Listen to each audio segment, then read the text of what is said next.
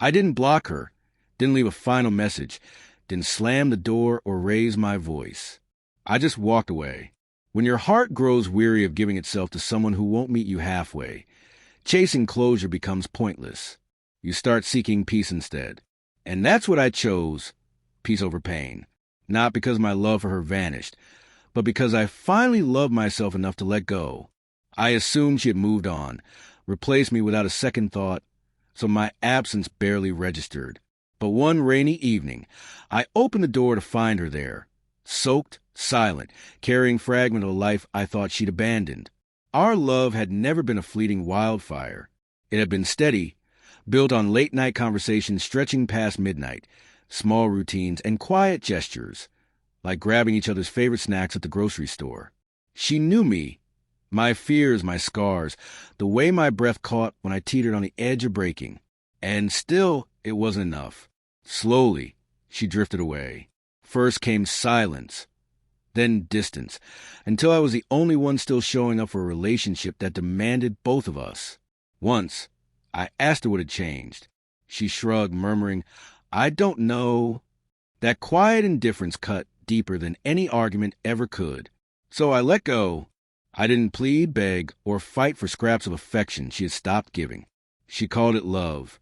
I packed my things, left the key on the counter, and with every step away, the weight of her apathy began to lift. Even being alone felt gentler than the ache of feeling invisible beside someone I had adored. In the weeks that followed, I stitched myself back together. I savored quiet mornings, read the books I neglected, and took long walks without needing to justify my absence. Peace wasn't a destination. It was a choice, one I had to make over and over, especially when my heart ached for her familiar absence. Sometimes I wondered about her. Had she found someone new? Did they get the version of her I could never reach? I told myself it didn't matter. She had made her choice. I had made mine. Then came that night.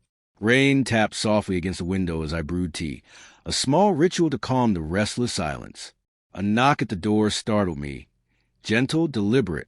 I expected a neighbor or a misdelivered package. Instead, there she was, soaked through, eyes heavy with exhaustion, holding a small box. Inside were pieces of me I had left behind.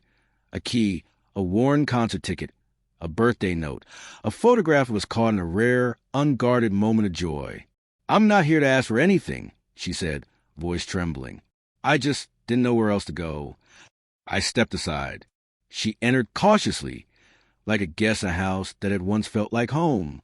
We sat in silence, the kind that carries years of unspoken weight. Then she spoke again. "I didn't replace you," she whispered. "I thought you did," I said softly. She shook her head. I tried to forget, to fill the emptiness, but no one felt like you. No one felt like home. Her voice broke as she continued. "I didn't realize how quiet my world was without you until you were gone." I looked at her, not the version I had imagined, not the one I had blamed or mourned, but raw and real, carrying regret like a second skin. "I hurt you," she admitted, "not by what I did, but by what I stopped doing. I stopped showing up. I stopped trying. And by the time I noticed, you were already gone." Her eyes glistened. "I don't blame you. I wouldn't have stayed either." She reached into her coat and pulled out a letter.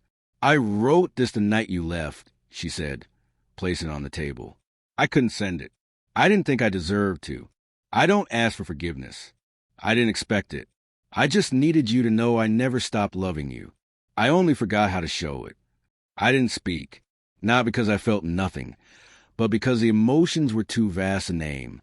There were no grand gestures, no sweeping declarations. Just two people suspended in the fragile space between what was and what might be. She stood slowly. "I'll go," she said softly. "I'm sorry." She paused at the door, then added, "Even if we never speak again, thank you for choosing peace.